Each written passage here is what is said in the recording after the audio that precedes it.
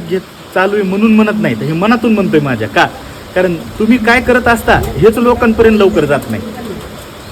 आता माझं जर उदाहरण घेतलं तर मी सुरुवातीचे काही बरेच कामं करत असताना लोकांनाच माहिती नसायचं जवळच्याच नेमकं काय करतो. मग तुमच्यासारखे जे काय असतील पत्रकार असतील, काही जाहिराती असतील दिलेल्या किंवा माझे काही कॅटलॉग असतील प्रेझेंटेशनचे, मी स्वतःहून जाऊन भेटायचो. तेव्हा कळायचं की हा काहीतरी अशा पद्धतीचं काम चांगलं करतोय म्हणून. म्हणजे हे खूप महत्त्वाचं आहे व्यवसायामध्ये येत असताना, की जाहिरातीवर खर्च करताना चिकाटी करू नये, हे मला सांगणं आहे प्रत्येक व्यावसायिकाला. कारण ज्यावेळेस एखादा व्यक्ती आपल्यासाठी जाहिरात देतो ना, त्याचा एक व्यवसाय असतो प्रामाणिकपणे, आणि तो आपल्याला 100 लोकात नाही 1000 लोकात आपल्याला प्रेझेंटेशन देतो.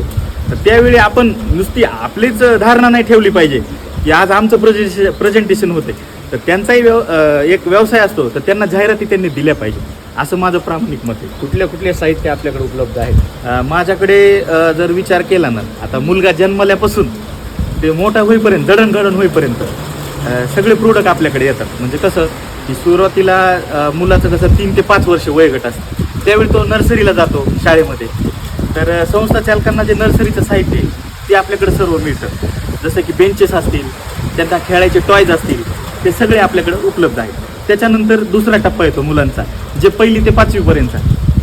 तर त्याच्यामध्ये पण जे काही मोठी खेळणी असते, जी की खेळणी मोठ्या मोठ्या महानगरपालिका आज पुणे मुंबई यांच्यासारख्या ठिकाणी बसवतात, ती खेळणी आज काही एवढं वावगं राहिलेलं नाही, ती ग्रामीण भागातही येत आहे.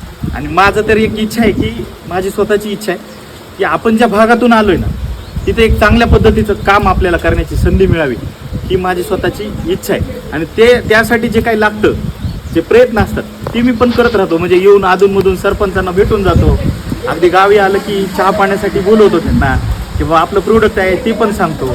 संस्था चालकांना भेटतो, संस्था चालकांना भेटून हे सांगतो की बाबा तुमच्या संस्थेत लागणाऱ्याची खेळणी ती उच्च दर्जाची असावी, तुम्ही GIचा पाईप वापरला पाहिजे, जेणेकरून तो गंज पडत नाही त्याला.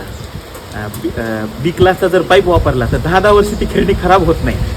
मग मी सांगण्याचा प्रयत्न करत असतो की स्वस्तातलं घेण्यापेक्षा क्वालिटीचं घ्या, जेणेकरून 2-3 वर्षात तुम्हाला बदलायला भाग पाडू नये.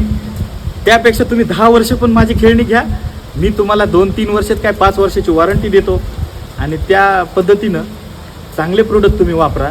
आणि तुम्ही जसं सांगितलं की गार्डन बेंचेसपासून स्मशानभूमीतील, म्हणजे जन्मल्यापासून, आता ही मुलाखतच अशी आहे आपली की इथं लाजून काही बोलायचं नाही. कारण आपल्या बोलतानाच असं सांगितलंय तुम्ही मला की मन खुलास दिलखुलास तुम्ही बोला.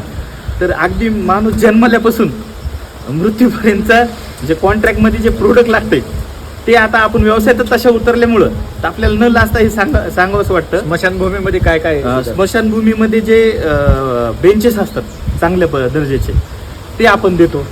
आणि ते बेंचेस आपण इथे नाथऱ्यामध्ये दिलेले आहेत. नाथरा ग्रामपंचायत जिल्ह्यामध्ये कुठल्या संस्था अशा सांगताय की या ठिकाणी तुम्ही काम केलं? मी तसं जर सांगायला गेलं तर नाथरा ग्रामपंचायत इथे सगळ्यात सुरुवातीला मी गव्हर्नमेंटचं चांगलं काम केलेलं. आमदार धनंजय मुंडे यांचं, पंकज साहेब, आमदार गोपीनाथराव धनंजयजी मुंडे साहेब, तसेच माजी मंत्री धनंजयजी मुंडे साहेब यांनी मला, ते स्वतः पालकमंत्री असताना ती झोतात आणलं मला. म्हणजे कसं की ग्रामीण भागात जेव्हा काम चालू होतं ना माणसाचं, तेव्हा पहिलं काम दाखवायची एक संधी मिळायला पाहिजे माणसाला. ती मला संधी आदरणीय धनंजयजी मुंडे साहेब यांनी दिली. आणि त्यांच्या गावातील जे काही ओपन जिमचं काम आहे, स्मशानभूमीतील जे बेंचेस आहेत, पुन्हा गावातील मुलांना जे काही ओपन जिम आहे व्यायाम करण्यासाठी, ह्या सगळ्या गोष्टी त्यांनी मला तिथं प्रेझेंटेशन करण्याची संधी दिली. त्याबद्दल मी गटनेते अजयजी मुंडे साहेब, जे साहेबांचे भाऊ इथं, तसेच सरपंच अभयजी मुंडे साहेब यांचे आभार मानू शकतो. तुमचं